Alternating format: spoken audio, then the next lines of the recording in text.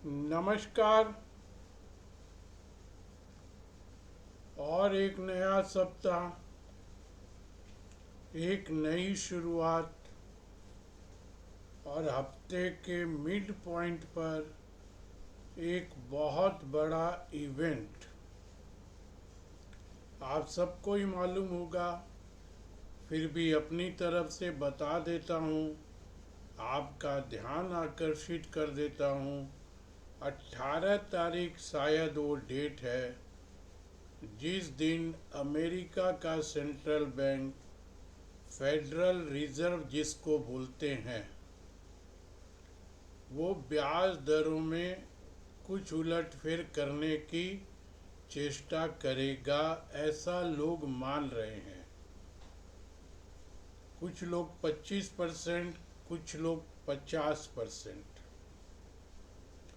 अब ये 18 तारीख को डिसाइड होगा। अगर फेड ने रेट नहीं घटाया तो मार्केट का एक अलग रिएक्शन होगा, 25 घटाने पर अलग होगा और 50 घटाने पर अलग होगा। और ये तीनों चीज़ें मार्केट में डिस्काउंट है। तो डिस्काउंट के बाद भी बाजार कैसा रिएक्ट करेगा, हम शायद उसके ऊपर 19 तारीख को रिएक्ट करेंगे। लास्ट थर्सडे को जो हुआ है वो बहुत ही अप्रत्याशित हुआ है। उसकी चर्चा पूरे बाजार में हर जगह हो रही है। कोई कहता है 20,000 करोड़, कोई कहता है 2,000 करोड़, कोई कितना और कोई कितना पता नहीं। 7,000 करोड़ के ऑप्शन थे। उस पे तो मैं सोचता हूँ वो लोग 20-21 हजार करोड़, जो फंड अमेरिका में बैठ के यहाँ के ऑप्शन को कमांड करता है, वो थर्सडे को पूरा साफ करके ले गया। इस तरीके के बीच बीच में झटके आएंगे, इसके लिए आप तैयार रहिए। मैंने पिछले हफ्ते भी कहा था, वॉलेटिलिटी, उतार चढ़ाव की आदत बना के रखनी पड़ेगी। आज कोई बहुत अधिक बात मैं करने वाला नहीं हूँ, किसी प्रश्न का जवाब भी नहीं दे पा रहा हूँ। जिसका जो भी प्रश्न हो आज एक बार फिर से डालिएगा, बुधवार के शो में देने की चेष्टा करूँगा। आज अगर मैं बात करूं निफ्टी की, तो देखिए मेरे हिसाब से 24,900 और 25,000, ये मैं राउंड फिगर करके आपको बता रहा हूँ, इस एरिया में बहुत अच्छा सपोर्ट रहेगा। पिछले हफ्ते सपोर्ट को तोड़कर भी निफ्टी नीचे गई थी, लेकिन फिर नया हाई बना दिया। मैं अभी आपको राउंड फिगर में ही उसको और थोड़ा शिफ्ट करके बता रहा हूँ। 24,900, 24,500, सॉरी 24,900 और 25,000। आज एक नए इंडेक्स की बात कर रहा हूँ, फिर वही डिस्क्लोजर देता हूँ। इस इंडेक्स के बारे में मैंने कहीं भी कोई जिक्र नहीं किया है, तो ये मान के चलिए कि मेरे किसी क्लाइंट की पोजीशन तो होगी ही नहीं। हाँ, उनके मन से हो तो मुझको नहीं मालूम है।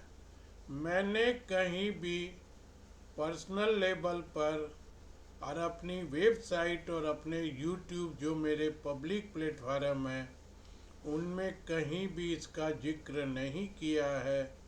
और वो इंडेक्स है निफ्टी का PSU बैंक इंडेक्स।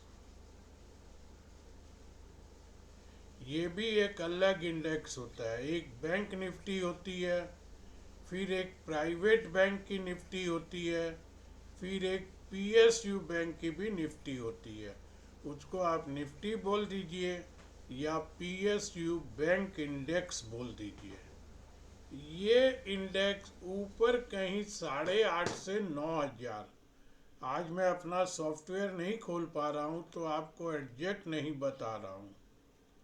8.5 से 9,000 का टॉप बनाने के बाद ये इंडेक्स अब कहीं एक बॉटम, सारे फिगर अंदाज से बता रहा हूँ, 100-200 पॉइंट इधर उधर हो सकता है, 6,000 के आसपास एक बॉटम बनाकर अभी 6500 के आसपास शायद ट्रेड कर रहा है।